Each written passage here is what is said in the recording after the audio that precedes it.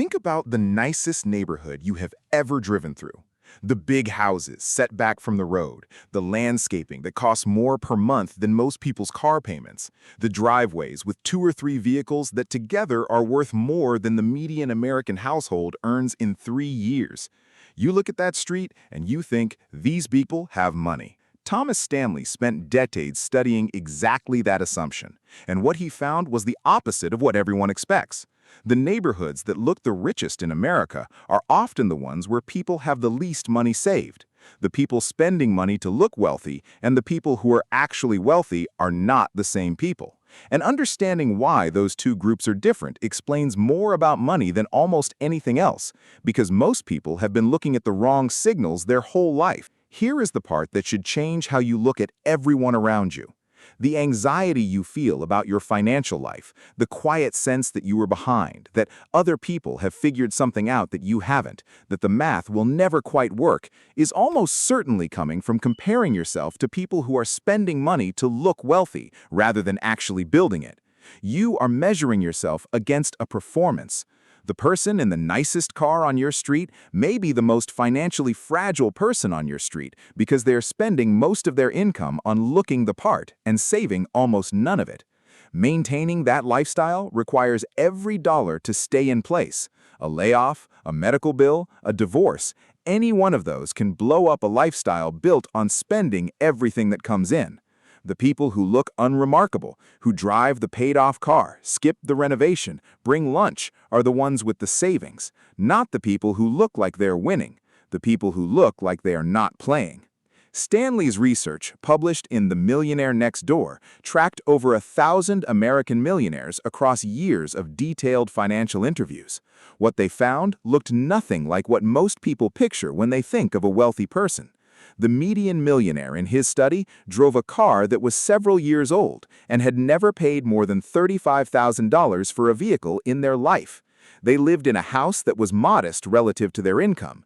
They wore unremarkable clothes. They did not have the watch. They did not have the lease. And the neighborhoods they lived in were not the ones with the landscaping. They were the ones that looked from the outside like solidly middle-class streets where nothing interesting was happening financially. Everything that mattered was happening in investment accounts nobody could see from the road. The whole strategy only works because it's invisible. The reason for this inversion is not complicated once you see it. The people spending money to look wealthy and the people actually building it are playing completely different games. If you're spending money to signal status, the car, the house, the watch, the vacation you posted on social media, you're spending money that cannot be invested. Every dollar that goes toward the performance is a dollar that is not growing. And the people who figured this out early, who decided the only person their money needed to work for was themselves, built savings quietly while everyone around them was spending to be seen. They are not geniuses, they are not lucky, they just stopped playing a game where the prize is other people thinking you have money. Drop a comment. Do you know someone who looks rich but you know for a fact is broke? Just say yes or no. Thomas Stanley had a name for what the nicest neighborhoods are full of. He called them income-rich and savings-poor. Picture 2 households. One earns $300,000 a year and spends $290,000 of it on a life that looks like $300,000. The other earns $80,000 and spends $60,000 of it. After 20 years, the first household has a better car and a nicer kitchen and a more impressive Instagram. The second household has a retirement account. The salary is not the number that matters. The difference between what you earn and what you spend is the only number that actually matters, because that difference is the only money that ever gets invested. Stanley found that the people who showed up most often in his Millionaire study were not doctors or lawyers or executives. They were engineers, teachers, and small business owners, people with average incomes who spent less than they made for a long time. The salary was never the thing that mattered. The difference between the salary and the lifestyle was always the thing that mattered. Most people spend their whole working life trying to earn more without ever thinking about how much they keep. Stanley's data showed that the typical American millionaire had enough invested to live for more than 10 years without working. Not 10 months, 10 years. The typical high-income, high-consumption household had enough to survive for a few weeks. One group built a savings account large enough to absorb almost anything. The other built a lifestyle large enough to impress almost anyone. Only one of those is actually worth having, and only one of them is available at any income level if you start early enough. Having 10 years of savings has nothing to do with how much you earn. It has everything to do with how much of what you earn you keep and for how long. That math does not care what you drive or where you live. It only cares about the difference and the time. The neighborhood you grew up in probably taught you the wrong lesson about this. If you grew up watching neighbors drive new cars every 3 years and remodel their kitchens every decade and take 2 vacations a year, you learned what financial success is supposed to look like, and what you learned was based almost entirely on spending rather than saving.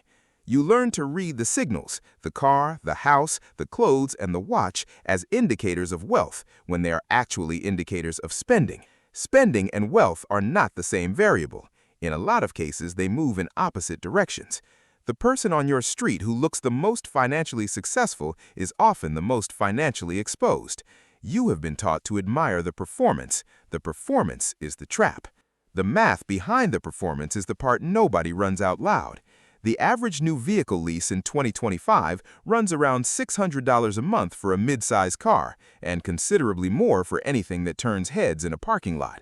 If you lease a vehicle from age 30 to age 65 and never own one outright, you will spend somewhere between $250,000 and $400,000 in lease payments over that period, depending on what you lease and what the rates do. You will end that period with nothing: no vehicle, no equity, no asset. The person who buys a reliable used car at 30, pays it off in 3 years, and drives it for another 7 before replacing it with another reliable used car will spend a fraction of that amount and own something at every stage of the process. The difference invested at 8% from age 30 to 65 is not a small sum. It's a retirement. It's the difference between arriving at 65 with options and arriving at 65 with a payment history and no savings.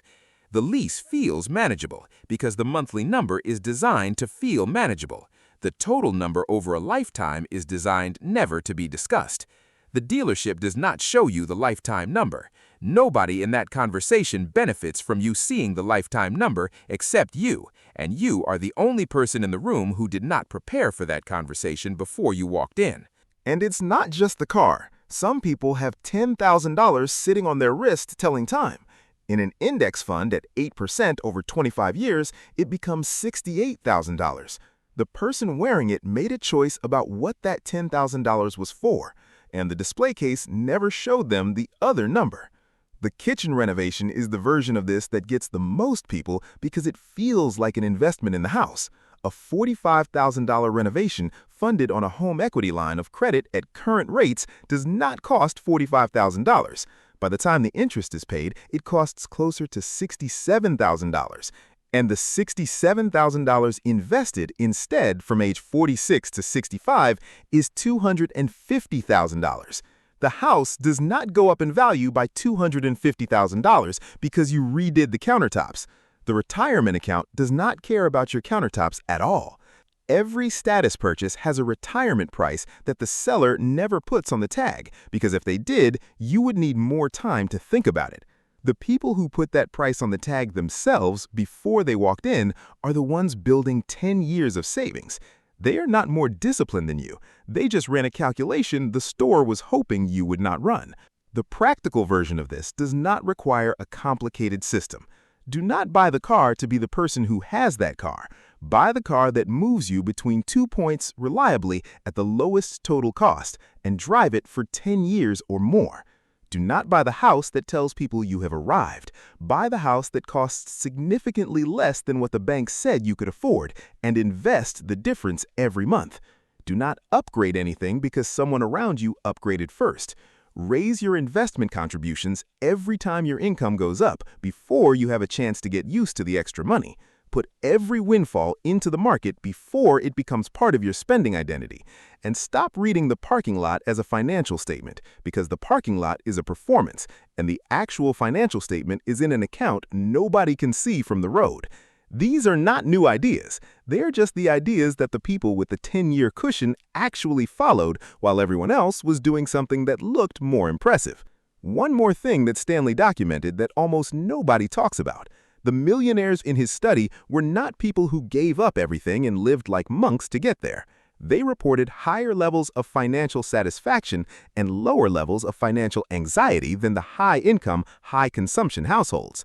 Spending to look wealthy is not more enjoyable than the alternative. It's more expensive and more stressful. The people who stopped spending to impress others and put the money to work instead did not give something up. They traded a version of financial life that required constant maintenance and generated constant anxiety for a version that ran quietly in the background and got stronger every year. That trade looks boring from the outside. From the inside, it is the only version that actually works. The millionaire next door is not interesting. That's the whole point. They drive something forgettable, they live somewhere modest, they have no opinion on your watch. They went to bed early, and their savings account would make you reconsider every assumption you have ever made about what financial success is supposed to look like from the outside. The signal you have been reading is not the signal you think it is. The people who look like they won are often the most exposed. The people building something real are invisible by design. That is not an accident. That is the strategy. If you enjoyed the video, please like and subscribe.